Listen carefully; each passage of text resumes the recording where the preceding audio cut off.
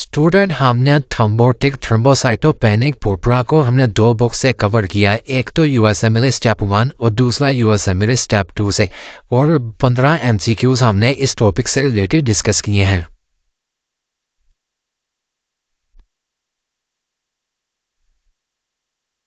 बिस्मिल्लाहिर्रहमानिर्रहीम। स्टूडेंट अस्सलाम वालेकुम। आज का जो हमारा टॉपिक है वो है थ्रोम्बोटिक थ्रोम्बोसाइटोपेनिक पुरपुरा, जिसको हम आज तफसील से पढ़ेंगे। स्टूडेंट हम प्लेटलेट के डिसऑर्डर को पढ़ रहे थे।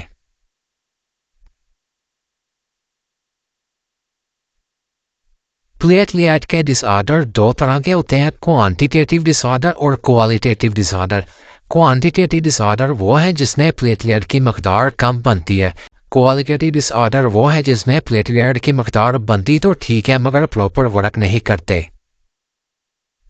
अब हम प्लेटलेट क्वांटिटेटिव डिसऑर्डर के एग्जाम्पलों को देख लेते हैं। सबसे पहली एग्जाम्पल इम्यून थ्रोम्बोसाइटोपेनिया पुरपुरा, जिसको हमने तफसील से फर्स्ट वीडियो में पढ़ा है।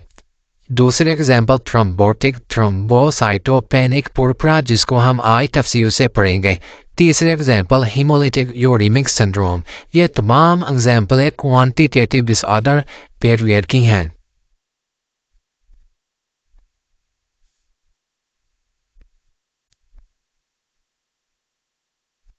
अब हम क्वालिटेटिव डिसऑर्डर प्लेटलेट के एग्जाम्पलों को देख लेते हैं। सबसे पहले बर्नार्ड सोलियर सिंड्रोम, गैंसमैन थ्रोम्बोएस्थेनिया, लास्ट पे यूरेमिया। ये एग्जाम्पल क्वालिटेटिव प्लेटलेट डिसऑर्डर की हैं। स्टूडेंट आज का जो हमारा टॉपिक है वो है थ्रोम्बोटिक थ्रोम्बोसाइटोपेनिक पुरपुरा। थ्रोम्बोटिक का मतलब प्लेटलेट की एग्रीगेशन हो रही है, प्लेटलेट थ्रोम्बस बना रहे हैं ब्लड वेसल के अंदर। थ्रोम्बोसाइटोपेनिक का मतलब प्लेटलेट कम हो रहे हैं ब्लड वेसल के अंदर। पुरपुरा का मतलब स्किन पे ब्लीडिंग हो रही है, इस वजह से इसका नाम थ्रोम्बोटिक थ्रोम्बोसाइटोपेनिक पुरपुरा रखा। इसमें एक प्रोटीन खराब होती है जिसको हम कहते हैं एडम TS30, जिसका दूसरा नाम मेटालोप्रोटीएज है। एडम TS30 का काम क्या है? इसका काम मान बिलीब्रेन को ख़त्म करना, मान बिलीब्रेन की ओवर प्रोडक्शन को कम करना ब्लड वेसल के अंदर। स्टूडेंट कोई भी ब्लड वेसल हो, चाहे आर्टरी की हो चाहे मेन की हो, इनके अंदर एंडोथेलियल सेल पाए जाते हैं। जब भी एंडोथेलियल सेल की इंजरी होती है मान बिलीब्रेन एक्सपोज हो जाते हैं, मान बिलीब्रेन के ऊपर रिसेप्टर पाए जाते हैं जिन्हें हम कहते हैं GP1B रिसेप्टर। इनका काम प्लेटलेट के साथ अटैच होना ताकि प्लेटलेट आके अटैच हो, थ्रोम्बस बने और ब्लीडिंग स्टॉप हो।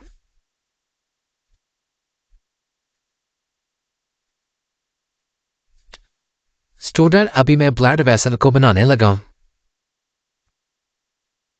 ब्लड वेसल के अंदर एंडोथेलियल सेल पाए जाते हैं।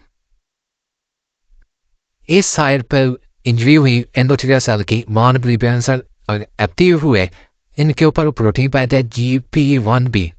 प्लेटलेट यहाँ से अटैच हुए, यहाँ पे थ्रोम्बस बन गया।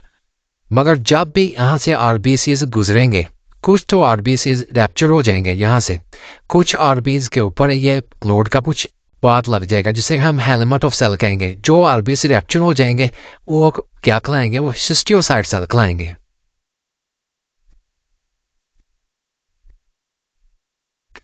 आम हालत में हमारी हजारों की तादाद में ब्लड वेसल की इंजरी होती है, वन बिलीब्रेन फैक्टर बनते हैं, उनके ऊपर प्लेटलेट आकर अटैच होते हैं। एडम TS30 का काम क्या है? इसकी वन बिलीब्रेन के साथ रिक्टिफाई करना ताकि ज़्यादा थ्रोम्बस ना बने और ज़्यादा वन बिली फैक्टर ना बने। यह आप पिक्चर में भी देख रहे हैं। स्टूडेंट जिन पेशेंट के ब्लड वेसल के अंदर एडम TS30 प्रोटीन की कमी होती है, उनके अंदर ज़्यादा मकदार में वन बिलीब्रेन फैक्टर बनते हैं और ज़्यादा मकदार में प्लेटलेट आके अटैच होते हैं और ज़्यादा मकदार में थ्रोम्बस बनता है।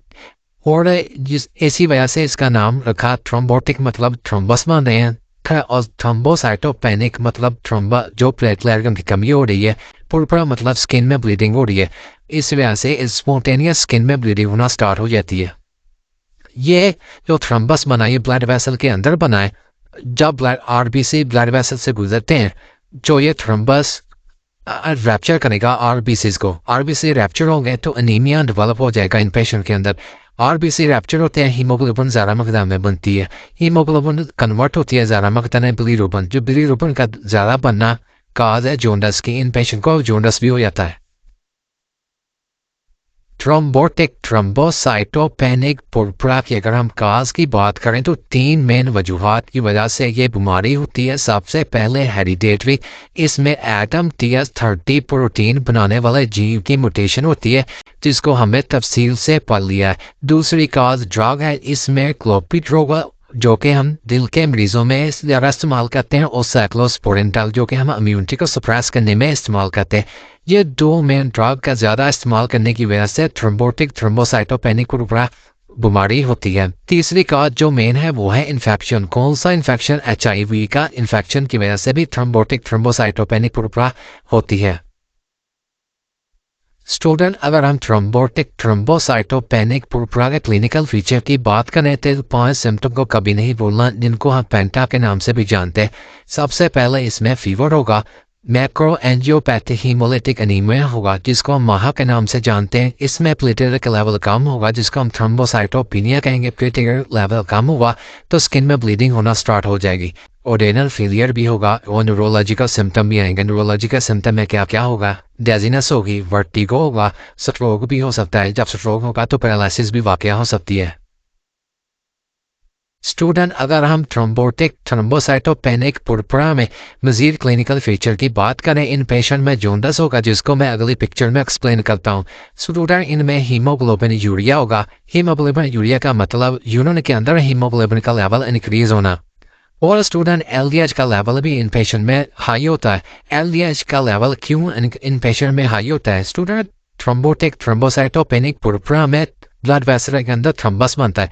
जब ब्लड वेसल के अंदर थ्रम्बस बनता है, RBS गुजरते हैं, RBS रैप्चर होते हैं। जब भी RBS रैप्चर हो गया वो ब्लीडिंग होगी। ब्लीडिंग जब होगी LDH का लेवल इंक्रीज होगा। स्टूडेंट, एग्जामिनर का एक अहम क्वेश्चन, एग्जामिनर सवाल करता है कि इंट्रावेस्कुलर ब्लीडिंग हो रही है, थ्रोम्बोटिक थ्रोम्बोसाइटोपेनिक पुरपुरा में एक्स्ट्रावेस्कुलर हो रही है। आंसर क्या होगा? इंट्रावेस्कुलर हेमोलाइसिस हो रही है।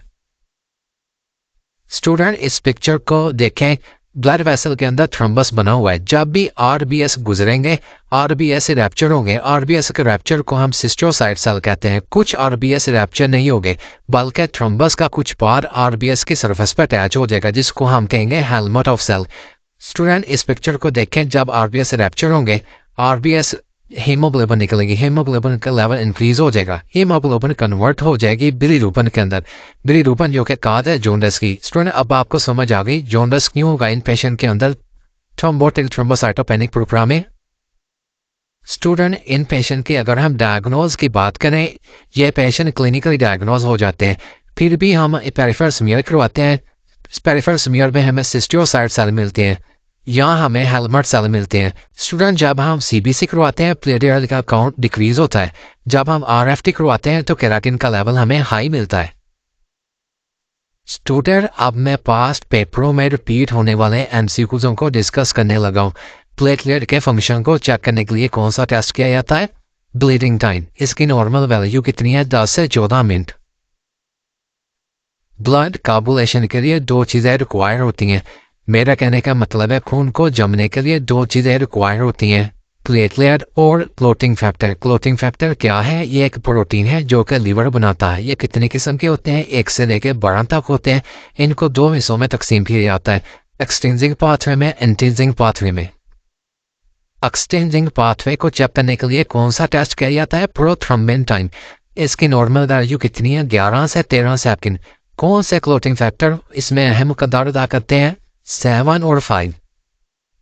इंट्रिंसिक पाथवे को चेक करने के लिए कौन सा टेस्ट किया जाता है? APTT, activated partial prothrombin time. Normal value कितनी है? 30 से 40 सेकंड।